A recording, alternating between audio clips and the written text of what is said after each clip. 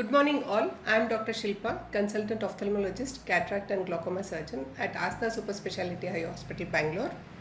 Today I am here to discuss on the common eye problems that we all face and simple solutions for those commonest eye problems. What are the foods that are good for our eye? That's again a general question or a common thing that comes up. Now everybody is talking about nutrition, wellness, prevention. So also what is good for the eye? Generally we look at vitamin A rich foods which are good for the ocular surface and as well as for the retina, which is the light sensitive layer of the eye. So vitamin A rich foods, antioxidant rich foods are very good for the eye. Again, it depends on your diet preference. Vegetarian sources are like more of green leafy vegetables or colored fruits, like we have carrots, papaya and those things. And non-vegetarian sources are more of fish. That I would advise salmon fish, which is rich in vitamin A. But I would not really advocate any pharmacological or ready preparations of vitamin A, because sometimes hypervitaminosis also is a concern when you are taking supplements. So a good balanced diet itself will include all this, and especially for antioxidants and omega-3 fatty acids, which will help in reducing the dry eyes, can be obtained from dry fruits, nuts and those kind of stuff. So how do we avoid eye strain while working on systems? So we need to take care that we blink more often, following 20-20-20 rule. Every 20 minutes blink for 20 times and look at a 20 feet distance. In the sense, you need to look at a distant object. For eye, looking at a distant object is in itself a relaxation. Unlike watching closely is itself strain or added strain for the eye. So along with that, you need to take care of the surroundings, and it should not be a brightly lit room or a dimly lit room, and avoid reflections on the screen, so that will avoid the strain. And sometimes even without your refractive error, an anti-glare glasses also can be worn to avoid the reflections from the screen. So that will also help in reducing your dry eyes and your eye strain. In spite of that, if you have burning sensation, irritation and all, then you need to see a ophthalmologist and take precautions with respect to medications. Don't self-medicate unless and until the diagnosis is under proper guidance. Under the diagnosis is confirmed and the treatment is prescribed.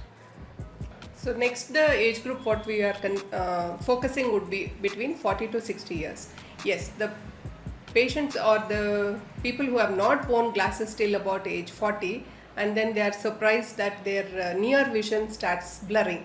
So there's a concern that how do we tackle it and why it is occurring and those things. But then it's nothing to worry. It's a normal aging phenomena. So after 40 years, the eye muscles tend to slightly weaken, and you will not be able to focus clearly for near. Thereby, you will need a reading glass. There is nothing an abnormal mechanism about it. It's a normal physiological condition, what we call it as presbyopia. And with age it keeps increasing, and there's no concern about it also. Yes, we need to adapt accordingly, but according to your profession or occupational need, you need to go with the glasses. If at all you are only your near work is limited to reading, then good near vision glasses is sufficient. But again, if you are working on screens, then you would need a different kind of glasses that we call it as progressives, which will encompass complete range of vision from distance to intermediate vision to near vision. So these kind of glasses will help you see clearly at all distances. Yes, there's an adaptability, time duration for adaptability, which everybody has to go through. Eventually, once you adapt, then the vision gets clearer. Again, after about 60 years, till in this age group 40 to 60, again to the existing glasses we give a additional power for near. So the concern would be why and how we correct it without glasses in this age. In the age group of 20 to 40 years also, we have good surgical corrections for especially myopia than hypermetropia. But when it comes to existing powers, say myopia and hypermetropia along with presbyopia, the challenge with laser correction does exist.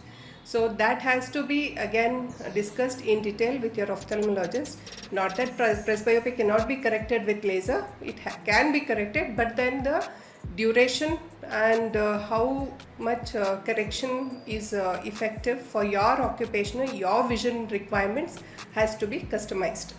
So thereby, presbyopia is nothing of a major concern, unless yes, if it is accompanied by high refractive errors.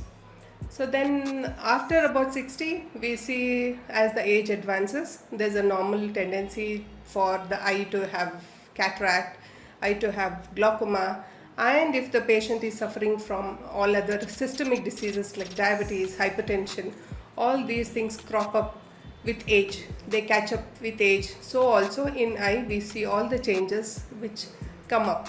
So the most common cause for blindness or cause for reversible blindness is cataract, as we all know, and that can be easily corrected with just a simple cataract surgery with an intraocular lens implantation, and we have good range of intraocular implantations. Thanks to the technology now, we can even correct presbyopia also with a lens that can be implanted in the eye, and that is permanent for your life. So then comes the irreversible causes. The vision is irreversible causes for vision loss. So those are broadly categorized into second leading cause, that is the glaucoma, third leading cause, the diabetic retinopathy.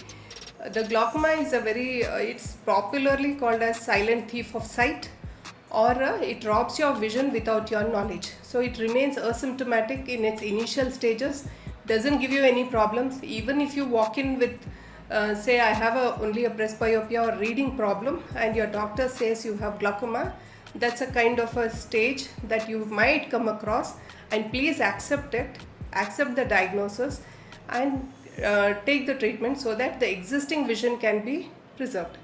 The most common difficulty we doctors face is driving that the intent of treating their glaucoma, because most of the times they just walk in without any problems and we say that there's a problem. So I do understand there's a difficulty in accepting the diagnosis, but eventually if you take proper treatment under proper guidance, a lot of disability, vision related disability and discomfort over the coming years can be avoided.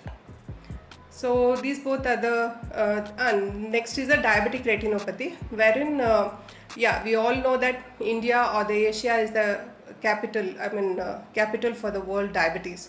So thereby there has to be a lot of lifestyle changes that has to be incorporated in our diet and day-to-day activities.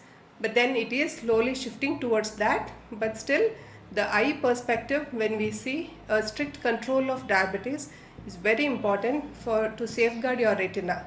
The retina problems which happen due to diabetes can lead on to irreversible blindness, and yes, we do have treatments for that initially.